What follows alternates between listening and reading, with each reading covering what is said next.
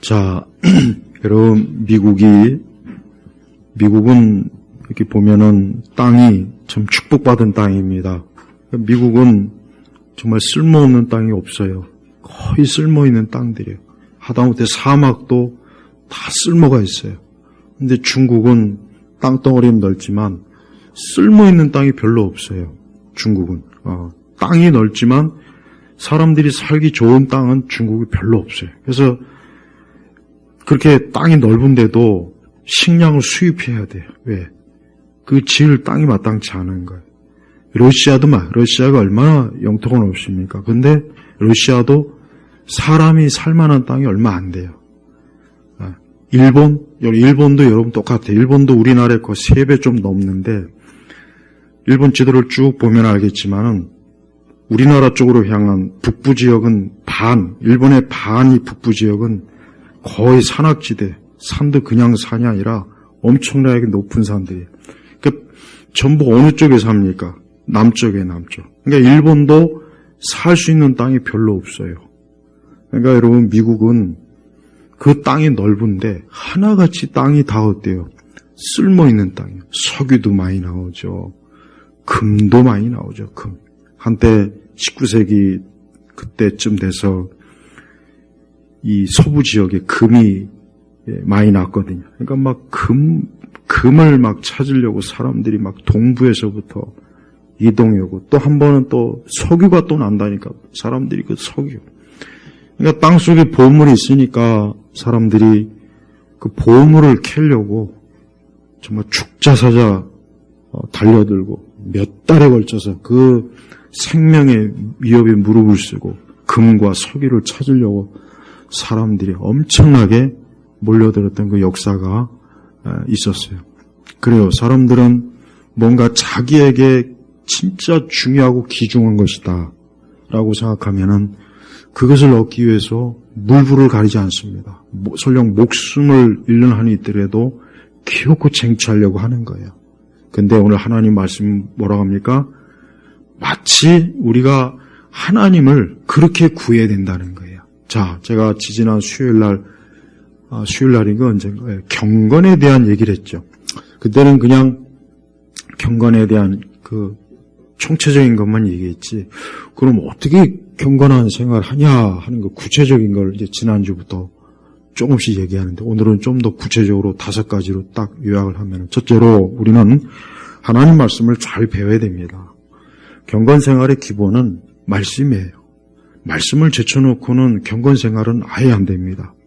그래서 우리는 하나님 말씀을 제쳐놓은 그 어떤 그 다른 방식을 추구하면 안 돼요.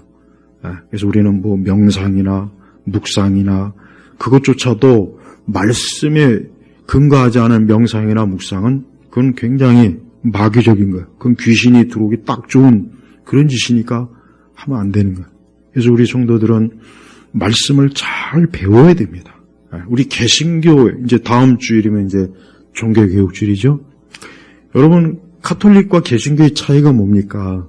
카톨릭과 개신교의 차이는, 카톨릭은 말씀을 소홀히 해요. 카톨릭은 성경도 잘 안 읽고, 그냥 그 성당 가서 사제가 주재하는, 그냥 미사 열심히 하면 그거로 다 되는 줄 알고 있어요. 더군다나 지금은 안 그렇지만은 그 제2차 바티칸 항공회 이전에는 그 미사도 라틴어로 해야 돼요. 다른 말로 하면 안 돼요. 그래서 그때는 신부가 강론을 하고 미사를 집전할 때 뭔 말인지도 모르고 그냥 신부가 라틴어로 하는 거 그냥 듣고서 앉았다 일어났다 막 뭐 그래요. 그러니까 카톨릭은 내용이 없는 거예요. 내용. 제가 오전에도 얘기했죠. 내용이 없는 신앙. 근데 지금도 똑같아요. 지금도 카톨릭은 내용이 없어요. 의식은 충만한데 내용이 없는 거예요. 근데 우리 개신교는 어떻습니까? 전통적으로 우리 개신교는 신약 성경의 원리에 따라서 말씀이 충만한 교회예요. 말씀. 그래서 칼빈이나 루터나 종교개혁자들은 말씀 중심이라고 그랬잖아요. 종교개혁의 제1의 모토가 말씀이에요. 말씀. 하나님의 말씀을 부지런히 가르쳐주는 거예요. 부지런히 가르치는 거예요. 마침 그때 인쇄술이 발명이 돼가지고 이제는 성경을 모두가 다 싼 값에 소유하고 누구나 읽을 수 있게. 이렇게 해서 루터가 제일 먼저 한 게 뭡니까? 독일어로 번역한 거 아니에요, 독일어로. 독일어로 성경을 번역해서 누구나 다 성경 읽을 수 있게 루터가 그 작업을 그가 숨어 있을 때, 그 도피하는 그 중에 그 성에서 했다고요. 봐요. 루터가 생각하기에 가장 중요한 게 뭘까 생각해 보니까 모든 사람에게 성경을 읽도록 해야 된다. 그래야 가톨릭의 무지와 미신과 야만적 그런 거짓된 신앙에서 사람들이 해방이 된다. 그래서 부지런히 성경을 번역한 거예요. 그때까지 라틴어 제롬이 쓴 성경을 로마 가톨릭은 1000년이 넘도록 쓰고 있었는데, 그러니까 그 제롬이 번역한 라틴 성경, 그 벌게이시라고 하죠. 오류가 많다고요. 그러니까 거기서 오류가 너무 많은 오류들이 나와가지고 가톨릭이 그게 나중에 이제 고착화된 거예요. 잘못 번역을 한 게 많아서. 그래서 루터가 성경 원전을 가지고 독일어로 다 번역해, 독일어로.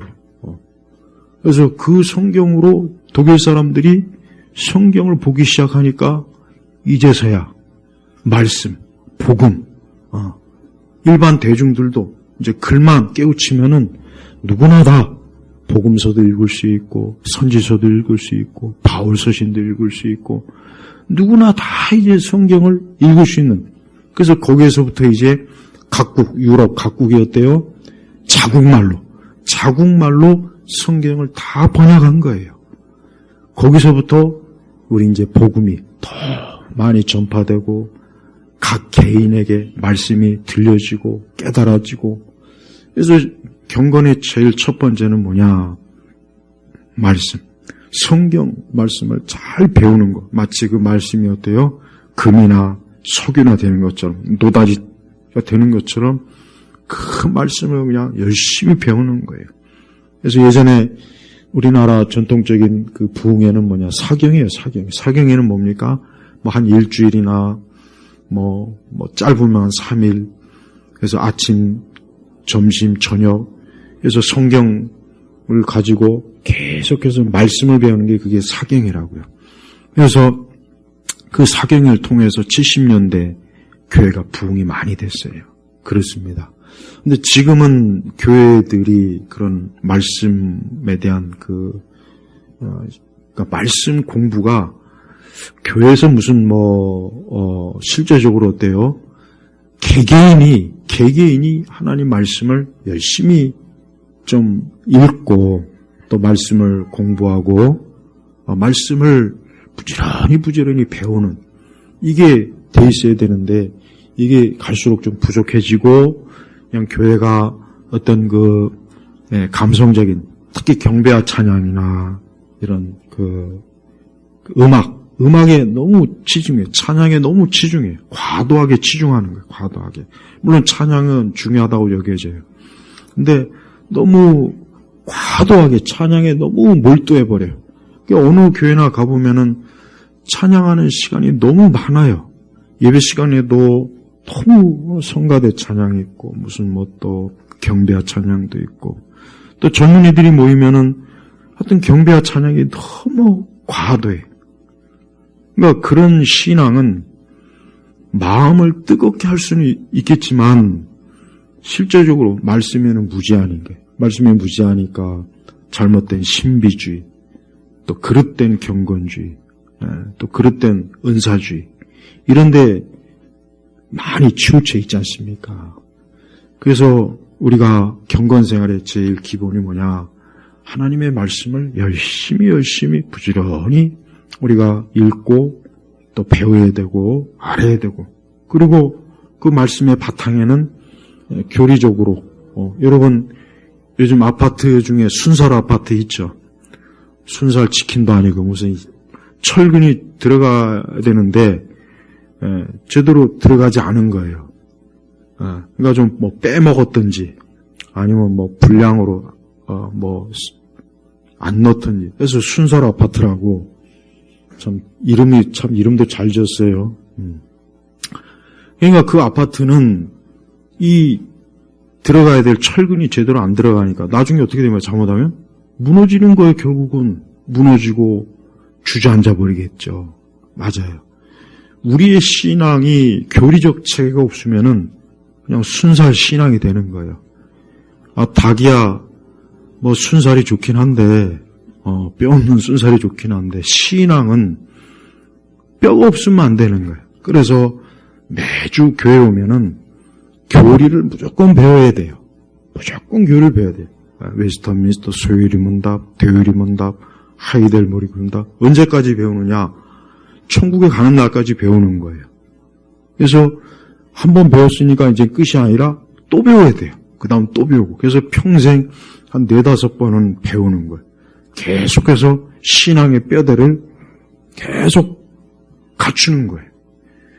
그러고 나서 거기에다 이제 성경 공부가 되는 거예요. 근데 우리나라 보면은 강해 설교를 하는 교회들이 많아요. 강해 설교. 물론 강해 설교 좋아요. 그런데 교리를 안 배우면 강해 설교는 필요가 없어요. 교리를 안 배우면은 강해 설교는 별 효과가 없습니다. 그러니까 강해 설교를 들어도 가톨릭이 얼마나 잘못된지도 모르고 신비주의가 잘못된지 은사주의가 뭐가 전혀 모르잖아요. 그게 온갖 이상한 신앙들, 세대주의도 마찬가지고 그런 걸 구분을 못하는 거예요. 분명히 성경도 알고 뭣도 아는데 왜 저렇게 오류에 가득한 것들을 교리를 이상한 걸 믿을까? 그러니까 뭐예요? 교리라고 하는 철근이 교리 철근이 안 들어간 거예요. 그냥 순살만 갖다 계속 퍼붓는 거예요. 겉보기야 문제가 없지만 시간이 지나면 그래서 여러분 이단에 많이 빠지지 않습니까? 교회를 왜 수십 년 다녔는데 이단에 왜 빠져요? 이상하잖아요. 교리적 체계가 없어서 그래요. 그래서 교회는 부지런히 말씀, 교리를 열심히 배워야 되는 거예요. 그게 첫 번째 경건의 가장 필수 요소예요. 그런 거 없이 금식기도 하고 철야기도 하고 그런 거 없이 그냥 새벽기도 소용이 없습니다. 새벽기도를 그렇게 열심히 하는 어떤 큰 교회가 있는데 그 교회는 왜 WCC도 거기에 그렇게 열심히 참여합니까? 왜 그렇게 이방 종교에 열심히 끌려다닙니까? 왜 그렇게 하나님 말씀하고는 분명히 대립되는 그런 신학적, 지적, 종교적, 신앙적 체계를 왜 거기에 쫓습니까? 그 새벽 기도를 아무리 열심히 한다고 해서 하나님께서 하늘에서 교리를 가르쳐 주는 게 아니에요. 바울이 아라비아에 3년 동안 가 있었죠? 그럼 바울이 거기서 뭐 했겠습니까? 율법을 연구한 거예요. 구약 성경을 열심히 연구해서 예수님이 바로 오실 메시아였구나. 바울이 거기서 그걸 깨닫고 나중에 바울 서신을 쓴 거예요. 바울이라고 해가지고 하늘에서 맨날 음성 들리고 맨날 천국에 가서 하나님께서 말씀을 계시한 게 아닙니다. 바울 자신이 구약을 열심히 연구한 거예요. 선지서들을 열심히 연구했어요. 그래서 이사야, 예레미야 이런 위대한 선지자들이 다 예수님을 얘기한 것이구나. 저 골고다의 십자가에서 돌아가신 저분이 예수님이구나. 그러니까 바울이 그걸 깨달은 거란 말이에요. 바울이 그 아라비아 3년 가가지고 맨날 중세 수도사들처럼 묵상이나 하고 명상이나 하고 그렇게 시간 보낸 게 아니라고요. 그러고 난 다음에 열심히 복음을 전했잖아요. 봐요. 그러니까 우리가 자꾸 경건하면은 자꾸 신비주의적 경건 생활을 추구해요. 우리 한국교회가 그러잖아요. 경건주의 오류가 그게 문제라고요. 막연하게 철야기도 하고 40일 기도하고 금식기도 하고 이제 그러다 보면 이제 신비한 뭔가 역사가 또 일어나니까 그게 대단한 것 같죠. 하지만 시간이 지나면 크게 잘못되면 이단으로 가고 그렇게까지 안 가도 역시 잘못된 경건주의 신비주의로 가가지고 이상한 기독교의 형태가 돼버린다고요. 그러니까 그런 걸 막기 위해서 그래서 우리 기독교의 우리 믿음의 그 위대한 신앙인들은 그래서 교리를 다 체계화시켜서 말씀에서 벗어나지 않게 한 거라고요. 그래서 여러분이 공연히 괜히 이상한 데 가서 무슨 집회하고 무슨 성령 받고 하늘의 신령한 은사, 굉장히 경건한 것 같이 보이지만 그러나 그건 경건한 게 아니에요. 무지한 거예요. 무지한 열심이에요. 무지한 열심. 그래서 항상 말씀. 그래서 1절에 내 아들아 내가 내 말을 받으며 나의 명령을 내가 간직하고 내 귀를 지혜에 기울이고 내 마음 명철에 두어 봐요. 그러니까 하나님 말씀을 먼저 잘 받아야 돼요.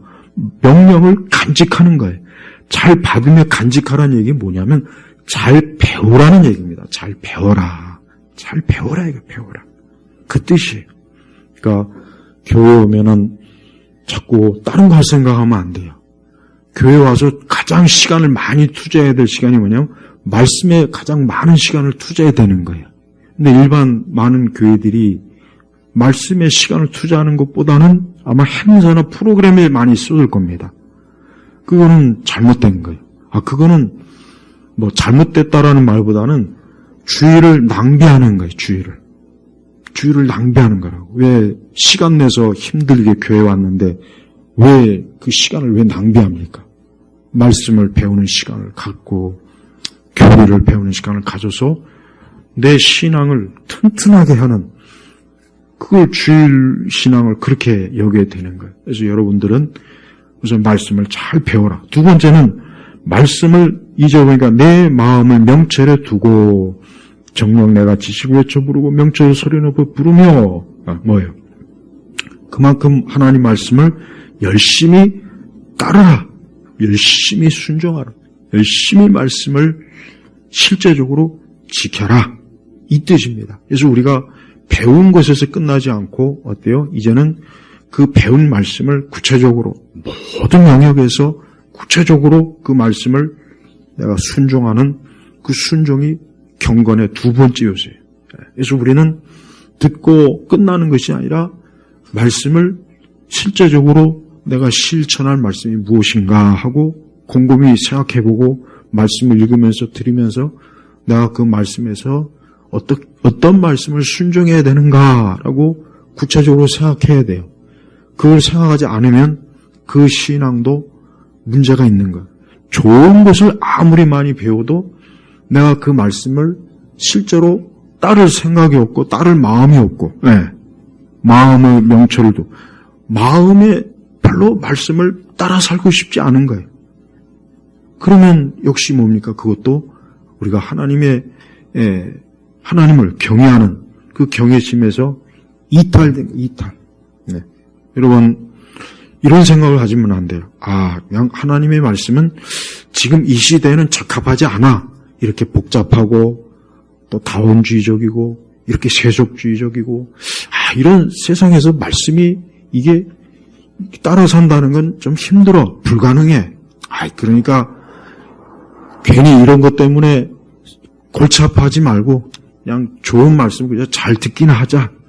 이러고 끝나지 말고 분명히 여러분이 직장, 가정, 개인사에 있어서 분명히 하나님 말씀은 다 분명히 따라 살아야 될 게 너무 많아요. 우리가 몰라서 그렇거나 알면서도 모른 척하거나 분명히 그런 게 더 많을지 말씀이 지금 시대는 이렇게 복잡한 세상 이렇게 도시화된 세상에서 이렇게 불신앙의 사회에서 말씀대로 사는 건 그건 불가능해 힘들어. 그거는 내가 보니까 아무리 말씀이라도 그 현실적이지 못해. 이런 생각을 가지면 안 되는 거예요. 그건 바로 하나님의 말씀을 무시하는 거예요. 말씀이 옛날에는 효용성이 있지만 지금은 말씀이 효용성이 없어. 지금은 이게 이 말씀대로 하면은 이게 되겠나? 이런 생각을 하게 되면 이건 결국은 우리는 진리를 믿는 게 아니잖아요. 그러면 결국 우리 스스로가 진리를 부정하는 거예요. 예수님을 100년 전에 믿으면 구원받지만 지금 믿으면 구원 안 받습니까? 그건 아니잖아요. 예수님을 1000년 전에 믿으면 구원받는데 지금은 여러 종교들이 난립해서 지금 예수님 믿어갖고는 안 돼. 이거 맞습니까? 틀리죠. 그럼 똑같아요. 다른 것도 똑같은 거예요. 다른 성경의 말씀도 1000년 전, 100년 전에 만든 말씀이면 지금도 여전해. 아무리 AI 시대요, 아무리 첨단 과학과 어떤 첨단 의학이 발달한 시대라도 하나님 말씀은 동일하게 우리가 역사하고 동일하게 믿어야 되는 겁니다. 그래서 말씀에 항상 순종하기를 힘써야 돼요. 물론 우리가 불완전하니까 100% 순종한다는 건 어렵겠죠. 100% 순종한다는 거는 참 불가능할 수도 있어요. 그러나 우리는 최선을 다해서 하나님 말씀을 모든 영역에서, 그래서 우리는 이 사회, 외부에서 오는 압력을, 어떤 그 교수님, 독일에서 오랜 동안 사시는 그 교수님 얘기가, 그냥 유럽은 그냥 이 서구 사회는 너무 지금 심각해요. 너무 심각하대요. 말을 못하겠대. 하나님 말씀대로 말만 하면 그거 갖고 시비 걸고 법적으로 소송 들어오고 말을 못한대요. 말을 못해. 독일이 특히 심각해요. 독일이. 너무 심각해서 동성애 잘못했다 그러면은 진짜 큰일 난답니다. 그냥 그 얘기를 했다가는 진짜 거의 그냥 테러 수준으로 위협을 받아요. 말을 못하겠다는 게 말을. 너무 심각해. 그 기독교 왕국이요. 한때 기독교 왕국이었던, 1000년 이상을 기독교 왕국이었던, 1000년이 뭡니까? 거의 1500년을 기독교 왕국이었던 그 곳이, 이제는 이교도들이 다 곳곳에 그러니까 기독교적인 말을 하면 이게, 그 사회에서 이게 엄청난 배척을 당하고 무시당하고, 그러니까 정말 큰일이래요. 그러니까 사방에 동성애는 너무 많이 퍼져 있고, 페미니즘도, 좌파도, 그냥 기독교 빼고 나머지는 다 번성하는 거예요. 기독교 빼고 다른 건 다 번성하는 거예요. 봐요. 이 공중권세 잡은 마귀가 얼마나 지금 득세합니까? 우리나라도 똑같아요. 우리나라도 앞으로 더 심각할 거예요. 앞으로 건물 지을 때 중성화된 건물을 짓자. 그러니까 중성화. 남자와 여자와 중간성에 되는 그 사람들의 쓸 수 있는 화장실을 짓지 않으면은 아마 건물 허가가 안 날 수도 있어요. 뉴욕이나 이런 데는, 여자 화장실에 남자가 불쑥 들어와도 나는 내 성이 여자이기 때문에 난 내 성이 여자다 그러면 그 사람은 절대 처벌 안 받습니다. 자기가 여자라는데 그 누구도 터치를 못 해요, 지금. 미국도 그런 판이에요. 유럽은 더하고. 그러니까 앞으로 참 큰일이에요. 그러니까 화장실도 앞으로 3개로 재야 돼, 3개. 어쩌면 베스킨라빈처럼 다양한 성 색깔 필요한 화장실 짓느라고 아마 건물 다 소비하지 않을 것입니다. 봐요. 이 세상이 가만히 보세요. 이 공중권세 잡은 자가 결국 뭘 대항합니까? 가만히 보면 말씀을 대해요. 철저하게 말씀. 이게 지금 큰일이에요. 이 서구 세계가 다른 것 때문에 무너지는 것이 아니라 하나님의 말씀을 다 몰아내는 거예요. 이 마귀가. 정치적, 사회적, 문화적인 방식으로. 그래서 이제는 하나님 말씀을 얘기하면은 오히려 굉장한 해를 입는 그런 시대가 됐어요. 그렇지만 우리가 그렇기 때문에 오히려 더 이 하나님 말씀을 굳건하게 붙잡아야 될 시대인 거예요. 어려운 시대이지만 그러니까 더 말씀에 따라 우리가 살아야 돼요. 만약에 우리가 하나님 말씀을 포기하면 우리는 죽음이에요. 우리는 재앙입니다. 이 세상의 근본적 문제는 하나님 말씀을 자꾸 배척하고 말씀을 자꾸 핍박하고 하나님 말씀을 자꾸 짓밟는 이런 현상 때문에 지금 큰 문제가 난 거예요. 이 세대주의자들은 맨날 이스라엘 전쟁 나면 요즘 제가 그랬잖아요. 요즘 이 세대주의자 신났다고. 진짜예요. 요즘 아주 그냥 이스라엘이 전쟁 나면 제일 좋아하는 사람이 세대주의자들이에요. 가만히 보니까. 왜 그래야 자신들의 종말론 얘기할 게 많으니까. 이스라엘의 전쟁이 나서 이제 곧 있으면 또 적그리스도의 제3 성전이 어쩌고 저쩌고. 봐요. 유튜브에 아주 그냥 넘쳐나. 그런데 관심 기울이지 말고 세상 전체가 말씀에 배척하는 거기에 더 귀를 기울여야죠. 자, 세 번째는 우리는 하나님 말씀에 집중해야 됩니다. 집중해야 돼요. 말씀. 내 마음 명철을 두고 내가 정령 지식을 외쳐 부르고 명철을 소리 높여 부르며, 그러니까 말씀에 마음을 집중하는 겁니다. 이제 사실 여러분, 저도 그렇지만 이게 이 집중하는 게 참 힘들어요. 확실히 힘든 이유가 뭐냐?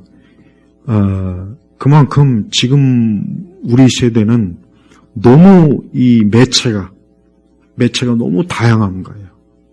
옛날에는 기껏 해봐야 텔레비전이나 신문, 잡지 정도이지만 지금은 사람들의 마음을 분산시킬 수 있는 매체가 너무 많습니다. 제일 대표적인 건 스마트폰이죠. 얼마나 이 사람의 마음을 뭔가 하나에 집중시키지 못하는 거예요. 마음을 분산시켜. 근데 우리 그리스도인들도 그 늪에 많이 빠져 있습니다. 많이 빠져 있어요. 그래서 이 다른 것보다도 말씀에 집중하기가 너무 어려운 시대예요. 차분히 앉아서 5분, 10분을 성경을 가만히 읽기가 힘든 시대가 돼버린 거예요. 이게 다 그렇습니다. 그러니까 우리가 말씀을 그저 피상적으로, 그저 가볍게, 요즘은 책들도, 요즘은 책들이, 이런, 서구나 유럽은 이제 사람들이 긴 책을 안 읽으니까 그냥 옛날 같으면 한 서너 페이지 정도 되는, 그 정도밖에 안 되는 것들을 편집을 잘해서 고전도 그렇게 내고 있어요. 요약을 하든지 한쪽만 줄여서 하든지. 그러니까 지금은 두꺼운 책을 사람들이 안 읽어요. 못 읽으니까. 그러니 이 성경을 어떻게 읽겠습니까? 이 성경을. 그러니까 우리 그리스도인조차도 마음을 말씀에 집중하지 못하게 정신이 분산이 되고 집중력이 떨어지면 마귀가 가장 좋아하는 거게 돼버려요. 마귀가 제일 좋아하는 건 다른 게 아니라 이 교회가, 우리 그리스도인들이 하나님 말씀에 집중을 안 하게만 하면 그거로 이제 마귀는 이제 끝난 거야. 이제는 우리가 다 이겼다. 이제 뭐 더 이상 뭐 다른 거 할 것이 없다. 그리스도인들이 하나님 말씀에 집중 안 하는데 뭐 그것보다 더 좋은 환경이 어딨냐. 이제 그렇게 되는 거예요. 그래서 우리 그리스도인들이 하나님 말씀에 집중을 하지 못하게 하는 그런 다양한 매체들, 이 매체들로부터 우리가 조심하지 않으면은 우리는 어때요? 영원히 계속해서 빈곤하고 말씀의 무지함만 찾고 깊어지고, 그러다 보면 마귀의 시험에 넘어갈 때도 있고 이 세상의 온갖 세속주의 거짓말에 자기도 모르게 또 넘어가는 경우도 있고, 매스컴, 드라마, 방송, 이런 연애 오락 프로, 얼마나 이 세상이, 이 거짓 영이 그런 것으로 우리의 마음을 홀딱 다 뺏어서 정작 하나님 말씀에는 무지한 채로 텅 비고, 그 대신 교회 오면은 재미있고 신나게, 흥분되는 거, 막 감정을 뒤흔드는 그런 쇼, 그런 프로그램으로 계속해서 교회에서 그냥 있다가 또 밖에 나가고, 그러니까 말씀에 집중 못하는 거예요. 그래서 우리 교회는 만약에 프로그램을 한다면은 다른 거 하지 말고 교회에서 그러니까 주일날만이라도 만약에 교회에서 1시간씩 성경을 각자 자기 자리 잡고 읽는 거예요. 자기가 원하는 성경 66권 중에 한 권씩 읽어서 1년에 52주를 교회에서 주일만이라도 1시간씩 읽으면은 어떻게 보면 다 완독할 수 있게. 만약에 진짜 프로그램 한다면 그런 프로그램이 최고 좋지 않을까 싶어요. 왜? 그런 게 교회에서 있어야 또 다른 평일에도 하나님 말씀을 또 계속 읽고 그래서 말씀을 찾고 집중해야 어때요? 그게 바로 은을 캐고 금을 캐는 거예요. 말씀에 집중하지 않으면은 말씀을 캘 수가 없어요. 말씀의 그 진리를, 보화를 캐낼 수가 없습니다. 왜? 시간을 들여야 돼요. 여러분, 하나님의 말씀을 그저 날아가는 새가 무슨 입에 물고 있는 무슨 씨를 떨어뜨려서 그거 받으려는 그런 식으로 말씀을 기다렸다가는 100년, 1000년이 가도 안 됩니다. 내가 말씀을 얻기 위해서는 높은 산도 올라가야 되고 높은 나무도 올라가야 되고 깊은 계곡 직접 들어가야 되지, 우리가 영적으로 말씀에 집중하려면은 그 하루의 분주함 속에서 말씀을 찾고 마치 은과 금을 찾듯이 그냥 또 4절에 내가 은을 구하듯 그것을 구하고 숨겨진 보화가 그것을 찾으면, 그러니까 은과 숨겨진 보화를 찾으려면 거기에 집중해야 되거든요. 이 은이 어디 있을까? 금이 어디 있을까? 머릿속에 온통 금과 은생각밖에 안 나는 거예요. 근데 이 마음을, 그런 생각을 다른 데 자꾸 분산시키는 거예요. 다른 데. 우리가 알다시피 기도 좀 하려면 자꾸 딴 생각 나지 않아요? 기도 좀 하려면 괜히 잘 돌아가는 세탁기가 또 문제가 없지 않나 괜히 그거 들여다보고, 빨래는 또 누가 훔쳐가지 않나 하고, 또 무슨 서류 못한 거. 참 희한한 게 영적인 일에 집중하려면 안 나던 생각이 자꾸 나요. 그래서 자꾸 또 그것도 해결해야 되지 않나. 그러면 또 중단되고 이거 분산이 되는 거예요. 그래서 우리가 이 말씀에 집중한다는 게 힘듭니다. 어렵습니다. 마귀가 가만 놔두질 않아요.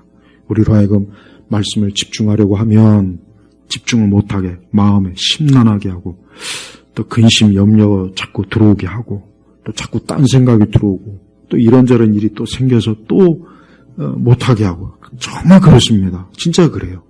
그러니까 그게 그저 우연히 일어나는 것이 아니라 사단이 그만큼 하나님 말씀을 가까이 하는, 접근하는 걸 싫어하는 거예요. 그러니까 될 수 있으면 말씀을 접근하지 못하게 다른 곳으로 신경을 분산쓰게 하는 겁니다. 그래서 여러분들이 그걸 주의해야 돼요. 그리고 영적 삶의 원리 중에 네 번째는 뭡니까? 기도로 하나님을 구하라, 찾으라. 기도로 하나님을 구하고 찾는 겁니다. 여러분, 지금까지 제가 말씀드린 것 중에 이거 다 평범한 겁니다. 말씀을 잘 배워라, 말씀에 순종해라, 말씀의 마음에 집중해라, 이 기도로 하나님을 구하라. 이거 다 평범한 거예요. 바로 이 평범한 걸 못해서 우리가 이 경건의 삶이 무너지는 겁니다. 어떤 특별한 게 아니에요. 여러분이 저 삼각산에 올라가가지고 40일 기도하라고 하는 것도 아니고 40일 금식을 하라는 것도 아닙니다. 무슨 40일 동안 묵상, 명상을 하라는 게 아니에요. 이 평범한 걸 안 되고 이 평범한 게 자꾸 무너지니까 우리의 경건 생활이 어때요? 무너지는 거예요. 여러분, 예수님 그 복음서에 보면 예수님이 엄청 바쁘셨어요. 예수님은 밥 먹을 틈도 없을 정도로, 잠을 잘 틈도 없을 정도로 굉장히 많이 바쁘셨어요. 그럼 그 예수님이 어떻게 하셨을까요? 그렇다고 예수님께서 일도 많고 너무 피곤하고 찾아오는 사람도 많고 하니까 이제 그냥 될 대로 되라. 예수님이 그러셨을까요? 그렇지 않습니다. 예수님은 어때요? 그 밤에도 피곤한 사역을 다 마치시고 역시 하나님께 기도로 나아갔습니다. 어떨 때는 밤새 철학기도 하셨어요. 그만큼 우리 예수님은 어때요? 기도 생활이 끊어지질 않는 거예요. 그러니까 경건 생활의 영적 삶의 원리 중에 이 기도는 엄청나게 중요한 거예요. 그래서 우리는 이 기도에 열심을 내야 돼요. 이 기도는 습관적이 돼야 돼요. 또 기도는 정해진 시간을 놓고 하는 기도여야 되고, 또 습관적이 돼야 되고, 또 말씀처럼 무시로, 그러니까 때와 장소와 시간을 가리지 말고 계속해서 하나님 앞에 기도하면서 구해야 되는 겁니다. 이게 경건의 요소라고요.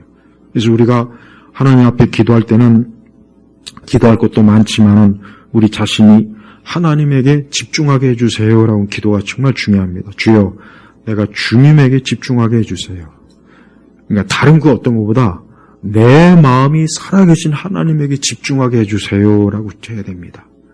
왜? 하나님이 나의 보호하거든요.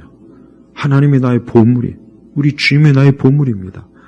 여러분, 이 세상 사람들은 자기가 좋아하는 보물이 다 한두 가지씩 다 있어요.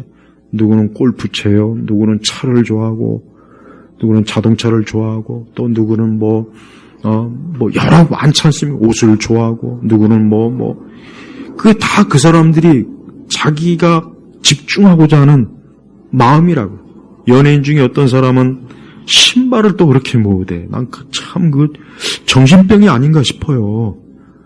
그 엄청나게 비싼 한 컬러에 막 몇백만 원씩 하는 것도 그냥 수백 켤레를 이렇게 모아놓더라고요.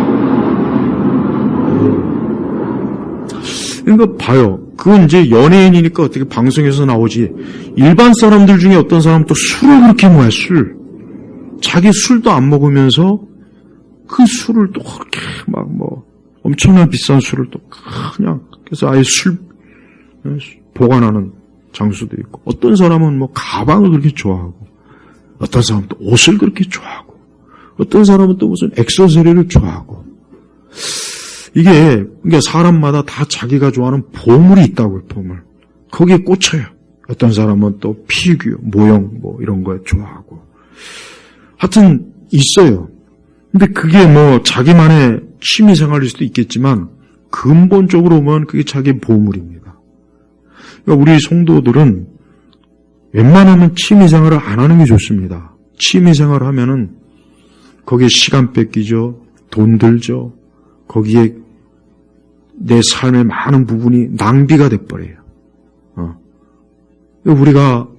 우리 그리스도인들은 취미생활을 다른 게 할 거 없어요. 말씀 보는 걸 차라리 취미생활을 하시면 좋아요. 나는 하나님 말씀 보는 게 취미다. 나 하나님 말씀 연구하는 게 취미다. 여러분, 그게 나쁜 겁니까? 그리스도인은 그 정도가 돼야 된다고 생각해요. 맨날 토요일만 되면 야구장 가서, 축구장 가서, 경기장 가가지고 맨날 경기 관람하고, 맨날 이 세상에 여러 거기에 쫓아다니고, 축제마다 쫓아다니고. 그러니까 그런 것들 하나하나가 헛된 인생을 살도록 하는 이 세상의 미혹이요, 사실 유혹입니다. 그런 게. 그게 좋은 거라고 할 수가 없어요. 그러니까 그리스도인들은 기도가 왜 취미가 되면 안 됩니까? 기도가 취미가 되면 그게 잘못된 건가요? 아니에요. 왜요? 기도는 우리에게 중요한, 영적인, 우리 해야 될 중대한 일이에요. 그래서 기도가 취미가 될 정도로 우리가 기도를 할 때 그 얼마나 참 우리 자신의 영혼에도 유익할 것이고 영적으로도 육적으로도 모든 면에서 유익할 거라고요. 그래서 여러분, 우리가 하나님 앞에 기도로 하나님에게 집중하는 것은 가장 좋은 거예요. 가장 좋은 거예요. 네. 여러분, 이 세상은 안 됐지만 영적으로 마귀에게 집중하는 겁니다. 마귀는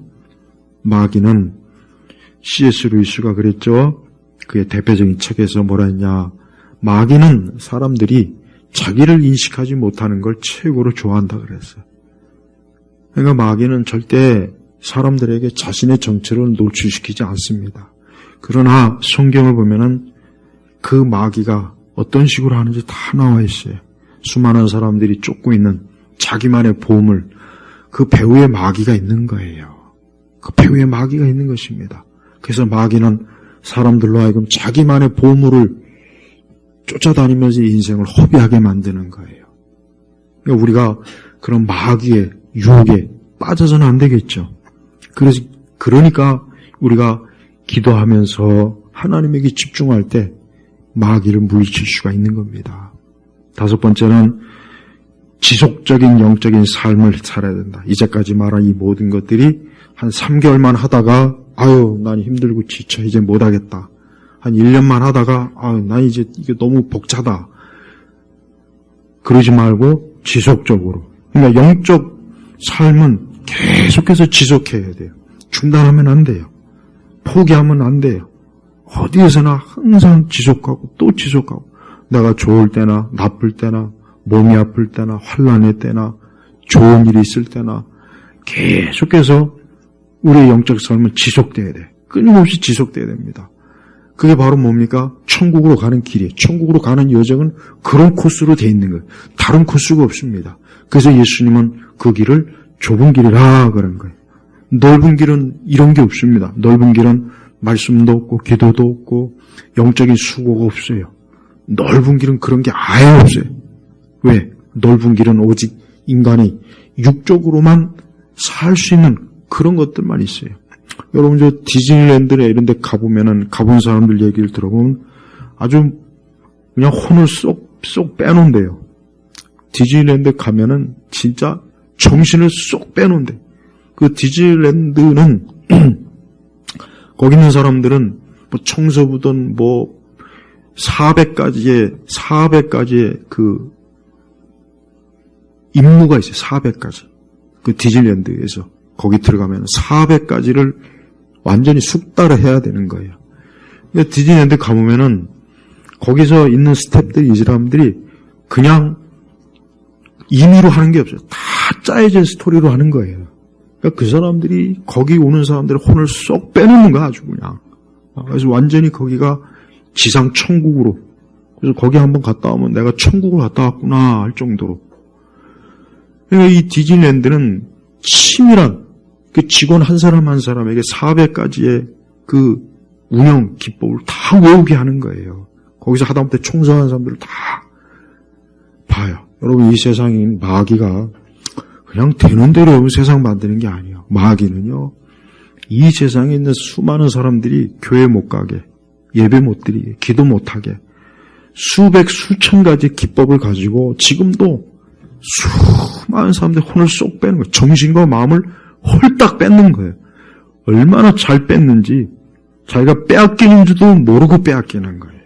빼앗기는 줄도 모르고 빼앗기는 거예요. 근데 성경은 그걸 다 가르쳐 주잖아요. 그래서 우리 성도들은 이렇게 주일날 와서 예배 드리고 주일을, 여러분, 우리가 십계명 보면은 우리가 뭐 살인할지 말지, 간음하지 말지니라. 사실 이거 뭐 평생에 가야 몇 번 이런 사람 여기 죽여본 적 있는지 한번 손 들어보세요. 대부분 없을 것 같은데. 근데 주일을 잘 지키고 안식일을 잘 지켜라는 거는 그걸 왜 중요하게 여기지 않을까요? 내가 이번 주에 읽은 어떤 청교도 저자가 그런 얘기 하더라고요. 로버트 맥체인의 설교집 읽으니까 왜 사람들은 간음하지 말지니라, 살인하지 말지니라 이런 계명을 중요시 여기면서 왜 안식일을 거룩하게 지키라는 계명, 그거 못 지켜서 지옥 간다는 생각을 못 할까? 정말 탁월한 통찰력이에요. 나도 못했어요, 그 생각이. 그렇습니다. 물론 우리가 복음 안에 있는 사람이 그 죄를 졌다고 지옥 가는 건 아니지만 결국 얼마나 많은 사람들이 하나님께 예배 안 드리고 하나님을 경외하지 않는 것 때문에 지옥 간다는 거예요. 이 세상 사람들이 그래요. 이 세상 사람을 보십시오. 오늘같이 이렇게 귀한 주일을 자기 날로 삼잖아요. 그 사람들은 평생에 교회를 안 와요. 그 사람들은 평생에 하나님께 예배를 안 드려요. 그 사람들은 평생에 걸쳐서 말씀도 안 보고 안 들어요. 그런 사람들이 지옥 가는 건 이상한 일이 아니겠죠. 우리 성도들도 마찬가지. 우리 성도들도 그런 이 세상이 얼마나 우리 믿는 사람에게조차도 손길을 얼마나 강하게 뻗치는지 우리가 잘 알아야 됩니다. 마귀는 절대 허술하지 않아요. 이 마귀는 너무 치밀해서 우리는 이 마귀의 속셈을 알아챈다는 건 불가능해요. 그래서 부지런히 말씀을 통해서 마귀의 정체를 우리가 파악을 해야 하는 게 이게 굉장히 필요한 겁니다. 그래서 우리는 아까도 얘기했지만 항상 기도하고 말씀에 집중하고 하나님에게 마음을 중심을 쏟고, 근데 이게 문제는 우리가 일상생활을 하면서 이것을 지속적으로 하는 게 힘들어요. 그래서 제가 아까 맨 마지막에 지속적으로 하라는 거예요. 지속적으로 한다는 게 이게 중요한 거예요. 그래서 우리 성도들은 세상 사람들이 결국은 경건하지 못한 인생을 살다가 어디로 가겠습니까? 멸망의 길로 가는 거예요. 경건하게 살지 못하는 사람이 멸망에 가는 거예요. 우리가 왜 일주일에 하루가 꼭 이렇게 하나님의 집에 모여서 예배를 드리고 말씀을 듣는 이유가 뭐겠습니까? 이것 자체가 경건한 삶이에요. 이런 것 자체가 경건한 삶이라고요. 근데 불신자들은 평생에 가도 교회 한번 안 오고 말씀도 안 듣고 기도도 안 하고 주를 위해서 살지도 않고 그런 삶을 평생에 살다가 그 끝이 어떻게 됩니까? 멸망의 길로 가는 거라고요. 그래서 우리가 잠언 읽었지만은 5절에 내가 여호와 경외하는 것을 깨닫고 하나님을 아는 지식을 알게 될 것이다. 자, 오전에 하나님을 아는 지식에 대한 말씀을 증거했습니다. 맞아요. 말씀을 잘 배우고 말씀에 순종하고 말씀에 집중하고 기도에 전력 집중하고 지속하는 것. 이걸 통해서 하나님을 아는 지식, 즉 하나님을 아는 지식과 그분에 대한 사랑이 계속해서 하세요.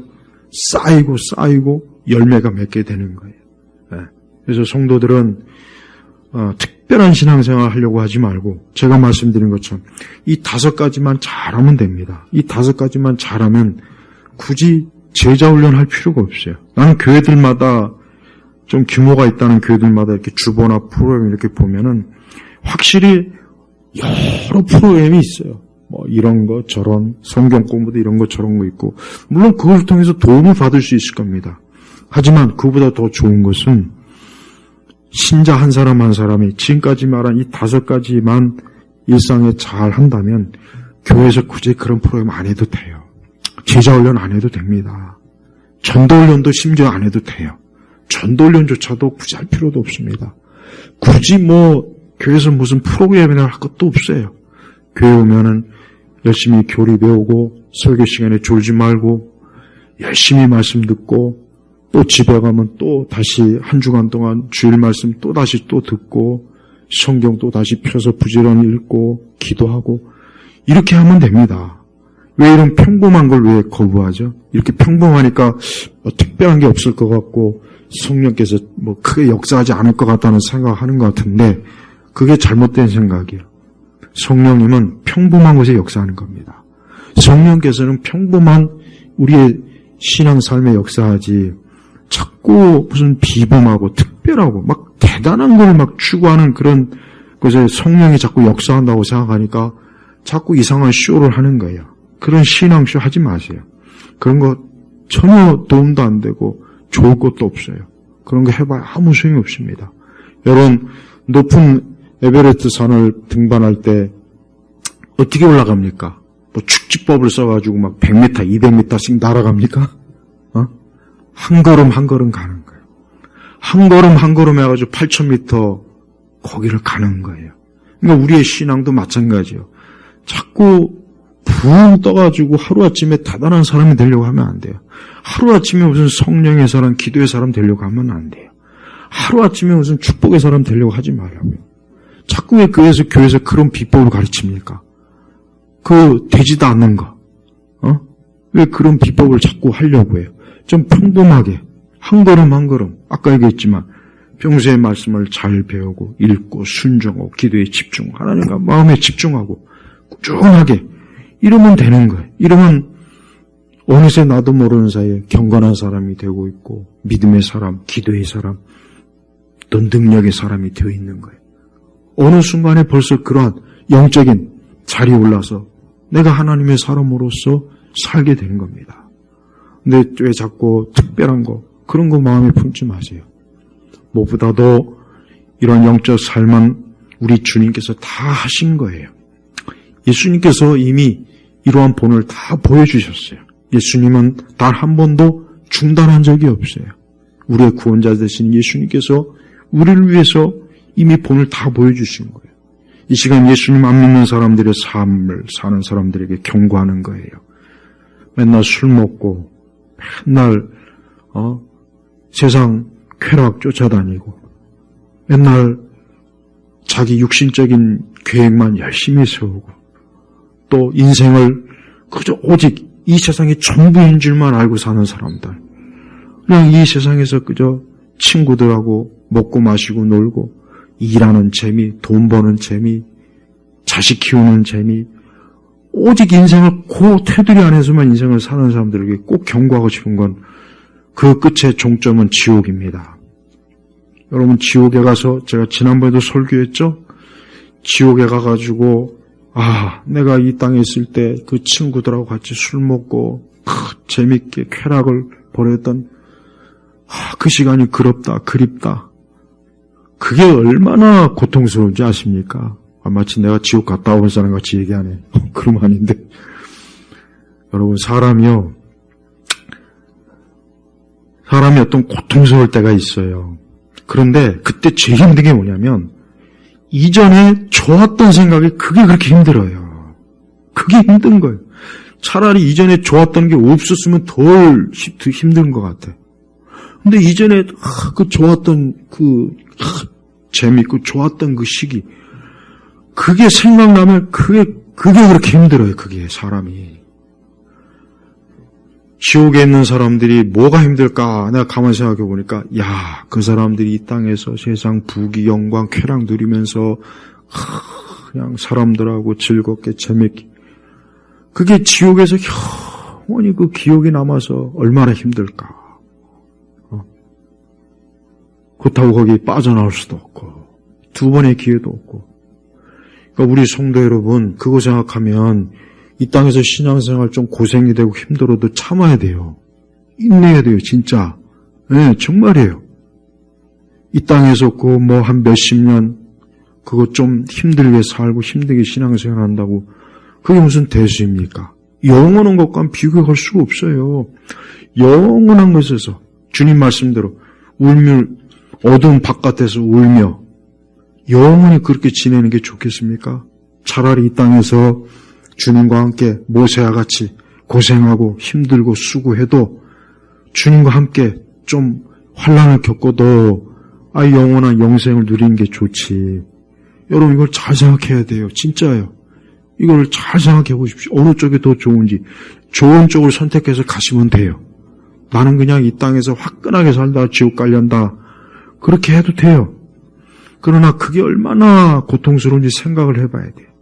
수많은 사람들이, 제가 더 눈이 확 떼진 게 뭐냐, 정말 많은 사람들이 이 세상의 전부인 줄 알고 사니까 그들에겐 소망이 여기밖에 없는 거야. 근데 안타까운 것은 멀지 않아 그들 앞에 영원한 때가 오는데 그 영원한 때를 어디서 보낼 거냐, 이거 어디서. 그러니까 절대 여러분 신앙생활을 재미없다, 지루하다, 힘들다, 고생이 된다 이런 생각 하지 마세요. 절대 하지 마세요. 그거 아무것도 아니에요. 그거 아무것도 아닙니다. 우리 하나님께서는 우리에게 정말 좋은 것을 주시려고 우리를 잠깐 이렇게 좀 이 세상에서 우리를 고난받고 십자가 길을 가게 하는 거지 우리를 저주하거나 그런 게 아니에요. 우리는 멀지 않아 영원한 낙을 누립니다. 이게 성경에서 약속한 거예요. 그러니까 이 영원한 것이 얼마나 좋은지를 안다면 이 땅에서 좀 어렵고 힘들어도 이거는 아무것도 아니다.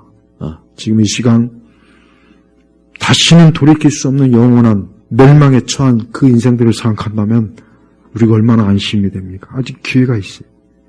이 시간 예수님 안 믿는 분들, 아직 예수님을 전적으로 주인으로 모시지 않은 분들이 있다면 빨리 예수님 믿으세요.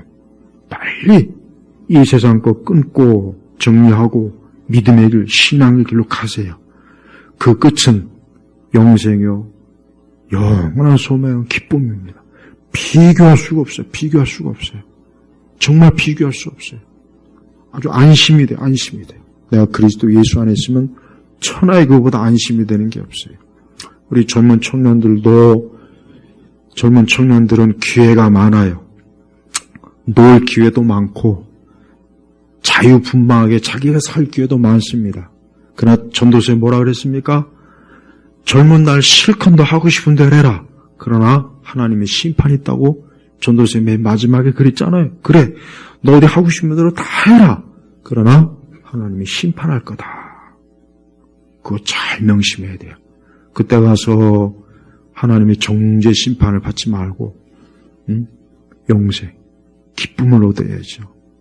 우리 예일교회 성도들은 매일매일 내가 그리스도 예수 안에 있으면 나는 아무런 걱정 근심할 게 없다. 지금 좀 걱정 근심할 게 있고 힘들어도 이거는 영원한 정죄에 비하면 진짜 아무것도 아닙니다. 바깥에서 여러분 우리 성도님들 좀 힘들고 어려운 게 있겠죠. 그러나 그보다 더 힘든 사람도 있어요. 그보다 더 힘든 사람도 있다고요. 말도 못하게 힘든 사람도 있어요. 바깥에서 어려운 건 진짜 어려운 거 아니니까 그 어렵다는 생각보다는 하나님 앞에서 그저 감사하고 그저 범사에 감사하세요. 범사에 감사란 말은 난 이번에 진짜 깨달았어요. 정말이에요. 진짜 여러분이 한 걸음 한 걸음 얻는 거, 이 햇볕을 쬐고 바람을 쐬면서 걷는 거, 이게 얼마나 행복한 건지 아십니까? 축복이에요. 축복이라고. 그러니까 성경이 말하는 범사에 감사하란 말이 맞아요. 물론 우리가 몸이 아플 때도 있고 가정의 어려움도 있고 경제 어려움도 있을 수 있어요. 그런데 한 가지 제가 말씀드린 거는 그거하고는 비교할 수 없이 더 어려움을 겪는 사람이 있어요. 그 사람들이 있어요. 여러분, 믿음으로 이겨내세요.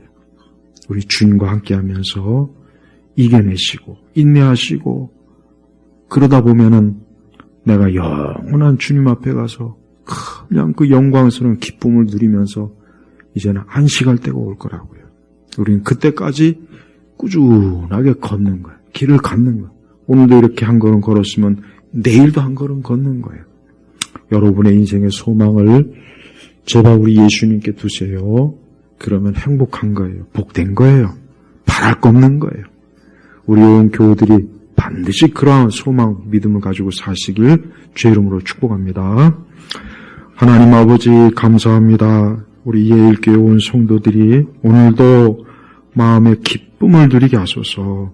혹 지금 어렵고 힘들고 슬프고 고단한 게 있어도 믿음을 가지고 소망을 가지고 주님 안에서 주를 붙잡으며 나아가도록 힘을 주시고 용기도 주시고 주께서 도우시고 함께 해주시기를 간절히 기도합니다. 예수 그리스도의 이름으로 기도 올렸습니다. 아멘.